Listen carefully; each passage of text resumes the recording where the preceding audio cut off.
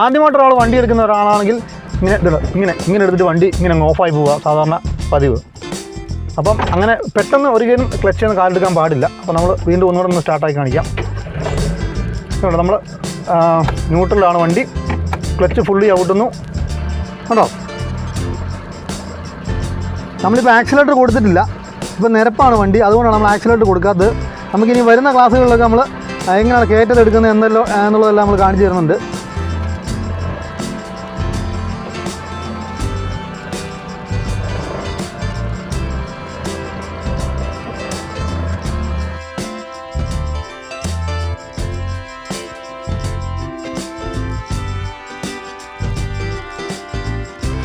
അപ്പോൾ ആദ്യമായിട്ട് വാഹനം ഓടിക്കാൻ പഠിക്കുന്നവർക്ക് മാത്രമായിട്ടുള്ളൊരു വീഡിയോ ആണ് ഇത് നമ്മൾ ഇന്ന് ചെയ്യുന്നത്.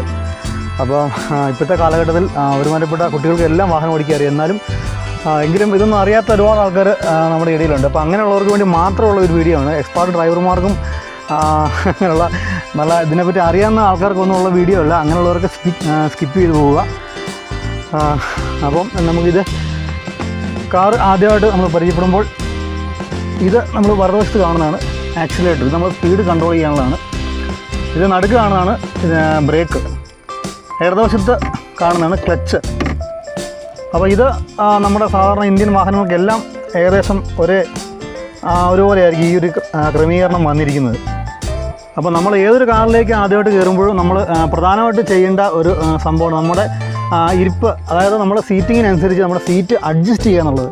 അപ്പോൾ ഇതൊരു പഴയ മോഡൽ വാഹനമാണ്, എങ്കിലും എല്ലാത്തരം വാഹനങ്ങൾക്കും ഡ്രൈവർക്ക് അനുയോജ്യമായ രീതിയിൽ സീറ്റ് അഡ്ജസ്റ്റ് ചെയ്യാം. ഇത് നല്ല പഴക്കമുള്ള ഒരു മാരുതിയുടെ ഒരു വാഹനമാണ്.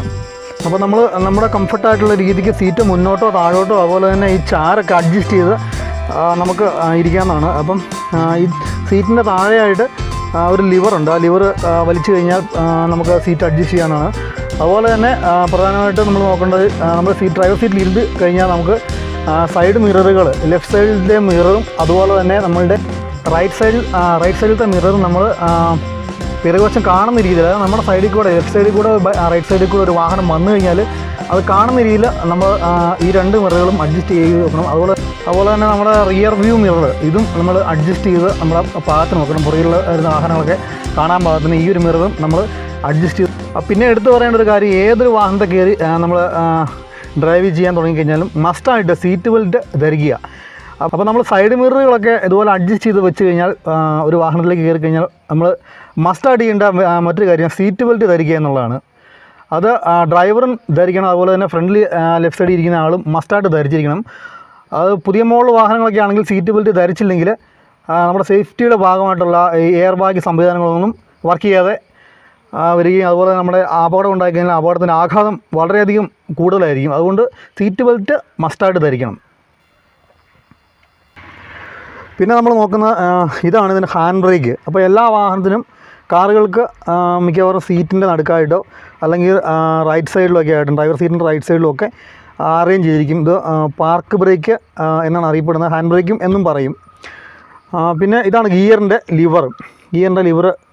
എൻ്റെ ഗിയർ ലിവർ വന്നിരിക്കുന്ന നോബാണിത്. ഇതിന് ക്ലച്ച് കെട്ടിയാണ് നമ്മൾ ഓരോ ഗിയറും അപ്ലൈ ചെയ്യുന്നത്. അപ്പോൾ ഇത് ഇങ്ങനെയാണ് ഇതിൻ്റെ ഫസ്റ്റ് ഗിയർ വരുന്നത്. നേരെ താഴോട്ടാണ് ഇതിൻ്റെ സെക്കൻഡ് ഗിയർ വരുന്നത്. സെക്കൻഡ് ഗിയറിൽ നിന്ന് നേരെ നമ്മൾ കൈ വിട്ട് കഴിഞ്ഞാൽ അത് ന്യൂട്രൽ പൊസിഷനിൽ വന്നു കഴിഞ്ഞാൽ നേരെ തേർഡിൻ്റെ പൊസിഷനിലായിരിക്കും വന്നിരിക്കുന്നത്. അപ്പോൾ ഏതൊരു കണ്ടീഷനിലും നമ്മൾ മുന്നോട്ട് തള്ളിക്കഴിഞ്ഞാൽ നേരെ തേർഡിലേക്ക് വാഹനം തേർഡിൻ്റെ മോഡിലേക്ക് വാഹനം വീഴത്തുള്ളൂ. അതുപോലെ തന്നെയാണ് ഫോർത്തിൻ്റെ മോഡും. അപ്പോൾ ഏത് ഗിയർ ഏത് രീതിക്ക് നമ്മൾ ന്യൂട്രലാക്കിയിട്ട് എങ്ങനെ വിട്ടെന്ന് പറഞ്ഞാലും ഇതുകൊണ്ട് ഇത് ഈ തേർഡിൻ്റെ ഫോർത്തിൻ്റെ ഈ സെൻട്രൽ പോയിൻ്റിലേക്ക് ഈ ഗിയർ വന്ന് കിടക്കുന്നത്. അതിൻ്റെ ഒരു ഗിയർ ബോക്സിൻ്റെ അഡ്ജസ്റ്റ്മെൻറ്റ് അങ്ങനെയാണ്. എല്ലാ വാഹനങ്ങൾക്കും ഈ ഒരു രീതിയിലാണ്. വലിയ വാഹനങ്ങൾക്ക് എല്ലാം ഏകദേശമൊക്കെ ഇങ്ങനെയൊക്കെ തന്നെയാണ് സെറ്റ് ചെയ്തിരിക്കുന്നത്. കാറുകൾക്ക് ഏകദേശം മാരുതി കമ്പനിയുടെ വാഹനങ്ങളൊക്കെ ഇങ്ങനെയാണ് സെറ്റ് ചെയ്തിരിക്കുന്നത്. അപ്പോൾ ഈ സെൻട്രൽ പൊസിഷനിൽ നിന്ന് നമ്മൾ ഇങ്ങോട്ട് വലത് സൈഡിലേക്ക് ഇതുപോലെ നീക്കിയിട്ട് മുകളിലിടുമ്പോഴാണ് ഇതിൻ്റെ ഫിഫ്ത്ത് ഗിയർ വരുന്നത്, അതായത് ടോപ്പ് ഗിയർ വരുന്നത്. അവിടുന്ന് നേരെ താഴേക്കാണ് റിവേഴ്സ് ഗിയർ നമ്മൾ ഇതുപോലെ ഫസ്റ്റ് ഇടുന്ന പോലെ തന്നെ ഇങ്ങനെ ഇതുകൊണ്ട് ഇങ്ങനെ വലത്തേക്ക് നമ്മളിങ്ങനെ മാറ്റിയിട്ടാണ് താഴോട്ടാണ് റിവേഴ്സ് ഗിയർ ഇടുന്നത്. അപ്പോൾ ഈ വാഹനത്തിൻ്റെ മറ്റ് ഓപ്പറേറ്റിംഗ് സിസ്റ്റങ്ങൾ എന്ന് പറഞ്ഞു കഴിഞ്ഞാൽ ഈ ലിവർ ഇടതുവശത്ത് കാണുന്ന ലിവറാണ് വൈപ്പറിൻ്റെ മൊത്തം സിസ്റ്റം ചെയ്താണ് സെറ്റ് ചെയ്തിരിക്കുന്നത്. അതായത് ഏറ്റവും മുകളിലോട്ട് മാറ്റി കഴിഞ്ഞാൽ ഓഫാണ് വൈപ്പർ.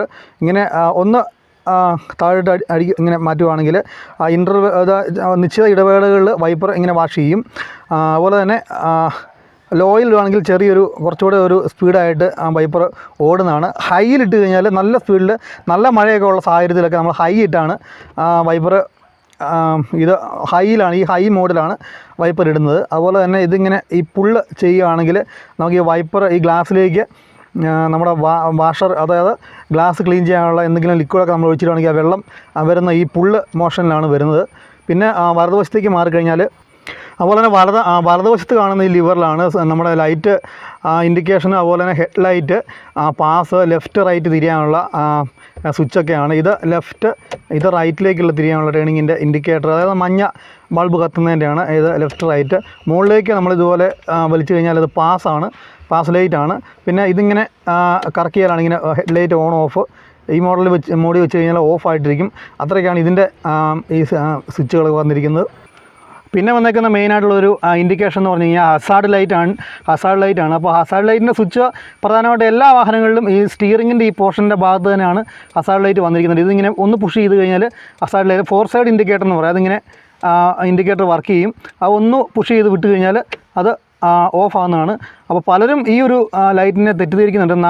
ഈ നാൽക്കവലകളിലും നാലും കൂടിയ ജംഗ്ഷനൊക്കെ വരുമ്പോഴത്തേനും ഈ ഒരു ലൈറ്റ് ഇട്ടിട്ട് നേരെ പോകാൻ എന്നൊരു അങ്ങനൊരു പ്രവണത കാണുന്നുണ്ട്. അപ്പോൾ അതിനുള്ളൊരു സംഭവം അല്ല ഇത് കൂടുതലായിട്ട് നമ്മുടെ വണ്ടി എവിടെയെങ്കിലും ബ്രേക്ക് ഡൗൺ ആയി കിടക്കുകയോ ഒക്കെ ചെയ്യുവാണെങ്കിൽ നമുക്ക് ഇത് ഉപയോഗിക്കാം. ഈ ഹസാർഡ് ലൈറ്റ് ഇട്ട് രാത്രി കാലങ്ങളിലൊക്കെ ഉപയോഗിക്കാം. അതുപോലെ തന്നെ കനത്ത മഴയുള്ള സാഹചര്യത്തിലൊക്കെ നമുക്കൊരു ഇൻഡിക്കേഷനായിട്ട് ഉപയോഗിക്കാൻ പറ്റുന്ന ആ രീതിയിലാണ് ഇത് ഡിസൈൻ ചെയ്തിരിക്കുന്നത് എല്ലാ വാഹനങ്ങളിലും. അപ്പോൾ ക്ലസ്റ്റർ ഭാഗത്തേക്ക് വന്നു കഴിയുമ്പോൾ ഈ വാഹനത്തിൻ്റെ ക്ലസ്റ്റർ ഇങ്ങനെയാണ്. ഇത് നല്ലൊരു പഴക്കമുള്ളൊരു വാഹനമാണ്. അതുകൊണ്ട് തന്നെ ഇതിൻ്റെ എല്ലാം അനലോഗ് മീറ്ററുകളാണ് ഇതിന് കൊടുത്തിരിക്കുന്നത്. പുതിയ വാഹനങ്ങളൊക്കെ ആണെങ്കിൽ എല്ലാം ഡിജിറ്റൽ മീറ്ററുകളാണ് വരുന്നത്. അപ്പോൾ ഇതിന് നടുക്കായിട്ട് തന്നെ ഒരു സ്പീഡ് ഓവർ മീറ്റർ കാണാം. അതുപോലെ തന്നെ ലെഫ്റ്റ് സൈഡിലായിട്ട് അതിൻ്റെ ഒരു ടെമ്പറേച്ചറിൻ്റെ മീറ്ററും, റൈറ്റ് സൈഡിലായിട്ട് കാണുന്നത് അതിൻ്റെ ഫ്യൂവൽ ഗേജുമാണ് കാണുന്നത്. പിന്നെ ഒരു ബാറ്ററി ഇൻഡിക്കേഷൻ്റെ ഒരു ലൈറ്റും കാണാം. അതുപോലെ തന്നെ ഒരു ഓയിലിൻ്റെ സർക്കുലേഷൻ്റെ ഒരു ലൈറ്റും അവിടെ കാണാം. പിന്നെ വരുന്നതായിട്ട് നമ്മുടെ ഈ സ്പീഡോമീറ്ററിൻ്റെ സൈഡിലായിട്ട് തന്നെ ഒരു ട്രിപ്പ് മീറ്റർ നമുക്ക് കാണാം. ട്രിപ്പ് മീറ്റർ എന്ന് പറഞ്ഞു കഴിഞ്ഞാൽ നമ്മൾ ഈ ട്രിപ്പ് മീറ്റർ ഞെക്കി വെക്കുക കഴിഞ്ഞാൽ ഇതിങ്ങനെ ഞെക്കി കഴിഞ്ഞാൽ അത് 0 ആയിട്ട് പോകും. അപ്പം നമ്മൾ എത്ര ദൂരം യാത്ര ചെയ്തു എന്ന് നമുക്ക് ആ ഒരു യാത്രയിൽ അറിയാനുള്ളൊരു മീറ്ററാണിത്. ഇത് ഇങ്ങനെ ഒന്ന് 1 പുഷ് ചെയ്ത് കഴിഞ്ഞാൽ ഈ മീറ്ററിൽ റീഡിങ് 0 ആയിട്ട് വരും. അപ്പോൾ എവിടെ യാത്ര അവസാനിക്കുന്നോ ആ ഒരു ദൂരം നമുക്ക് കാൽക്കുലേറ്റ് ചെയ്യാൻ പറ്റും. അതിനായിട്ടാണ് അതങ്ങനെ സെറ്റ് ചെയ്ത് വെച്ചിരിക്കുന്നത്. പുതിയ വാഹനങ്ങളിൽ ആ ഒരു ഫങ്ഷനും ഡിജിറ്റലായിട്ടാണ് വരുന്നത്. പിന്നെ നമ്മൾ സ്റ്റാർട്ടിങ്ങിൻ്റെ ഭാഗത്തേക്ക് വരുമ്പോഴത്തേനും ഇതാണ് എൻജിൻ സ്വിച്ച്. ഇതാണ് നമ്മൾ വണ്ടിയുടെ താക്കോൽ എന്നൊക്കെ പറയും. അപ്പോൾ ഇത് ഒന്ന് തിരിച്ച് കഴിഞ്ഞ് കഴിഞ്ഞാൽ നമ്മുടെ സ്റ്റിയറിങ്ങിൻ്റെ സ്റ്റിയറിംഗ് ലോക്കാണ്. അപ്പോൾ ഒന്നുകൂടെ തിരിച്ച് കഴിയുമ്പോഴാണ് ഇഗ്നിഷൻ ഓണാകുന്നത്. പിന്നെ അടുത്ത ഒരു സ്റ്റെപ്പിനാണ് വാഹനം സ്റ്റാർട്ടാകുന്ന ആ മോഡിലേക്ക് വരുന്നത്. അപ്പോൾ അതിങ്ങനെ 3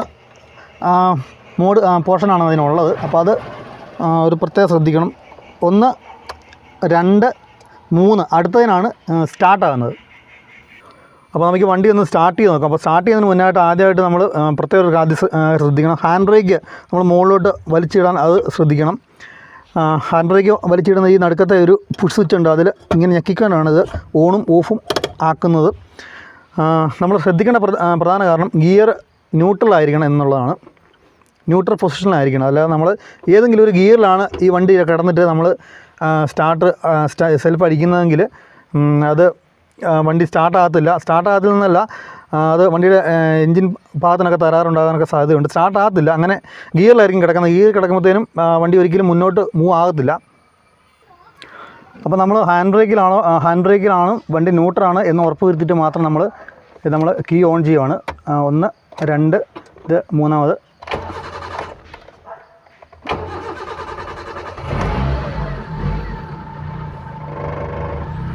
അപ്പോൾ നമ്മൾ ക്ലച്ച് ചവിട്ടി ഫസ്റ്റ് ഗിയറിലേക്ക് വണ്ടി ഇട്ടു. അതിനുശേഷം നമ്മൾ ബ്രേക്ക് ചെയ്യുന്നത് പയ്യെ കാലെടുത്തിട്ട് ക്ലച്ച് തന്നെ നമ്മൾ പയ്യെ നമ്മൾ ക്ലച്ച് വലിക്കുകയാണ്. അപ്പോൾ വണ്ടി ചെറുതായിട്ടൊരു വൈബ്രേഷൻ വരും. ചെറുതായിട്ട് നമ്മൾ ആദ്യമായിട്ട് ഒരാൾ വണ്ടി എടുക്കുന്ന ഒരാളാണെങ്കിൽ ഇങ്ങനെ എടുത്തിട്ട് വണ്ടി ഇങ്ങനെ അങ്ങ് ഓഫായി പോവുക സാധാരണ പതിവ്. അപ്പം അങ്ങനെ പെട്ടെന്ന് ഒരിക്കലും ക്ലച്ചിൽ നിന്ന് കാലെടുക്കാൻ പാടില്ല. അപ്പോൾ നമ്മൾ വീണ്ടും ഒന്നുകൂടെ ഒന്ന് സ്റ്റാർട്ടാക്കി കാണിക്കാം. നമ്മൾ ന്യൂട്രലാണ് വണ്ടി, ക്ലച്ച് ഫുള്ളി ചവിട്ടുന്നു, ബ്രേക്ക് കാലിപ്പോൾ വെച്ചിട്ടില്ല. ഇപ്പോൾ നമ്മൾ നിരപ്പത്താണ് നമ്മൾ വണ്ടി കിടക്കുന്നത്, അതുകൊണ്ട് ബ്രേക്ക് കാല് വെച്ചിട്ടില്ല. ക്ലച്ച് ഫുള്ള് നമ്മൾ ചവിട്ടി ഫസ്റ്റിലേക്ക് വണ്ടി നേരെ ഇടുന്നു, ക്ലച്ചിൽ നിന്ന് പയ്യെ നമ്മൾ കാലെടുക്കുന്നു. കണ്ടോ, ചെറിയൊരു വൈബ്രേഷൻ ഫീൽ ചെയ്യും. അപ്പോൾ നമ്മൾ പെട്ടെന്നല്ല കാലെടുക്കുന്നത്, സാവധാനമാണ് കാലെടുത്തേക്കുന്നത്. കണ്ടോ,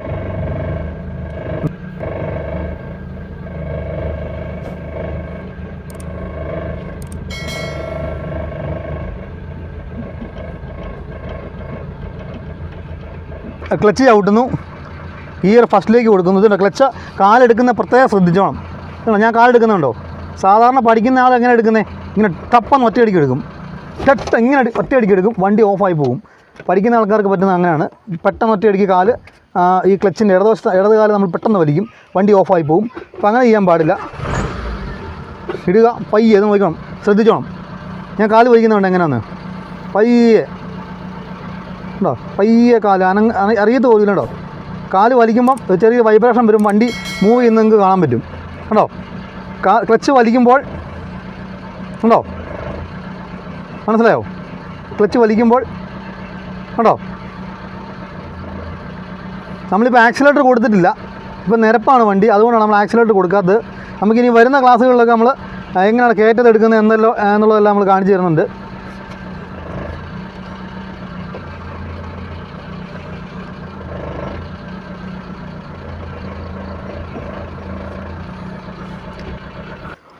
അപ്പോൾ നമ്മൾ ഇനി വരുന്ന വീഡിയോകളിൽ നമ്മൾ ഇപ്പം ഫസ്റ്റ് ഗിയറിൻ്റെ മാത്രമാണ് നമ്മൾ കാണിച്ചിരിക്കുന്നത്. അപ്പോൾ ബാക്കി ഗിയറുകൾ എല്ലാമായിട്ട് ഓടിക്കുന്നതൊക്കെ നമ്മൾ വരും വീഡിയോകളിലൊക്കെ കാണിക്കുന്നതാണ്.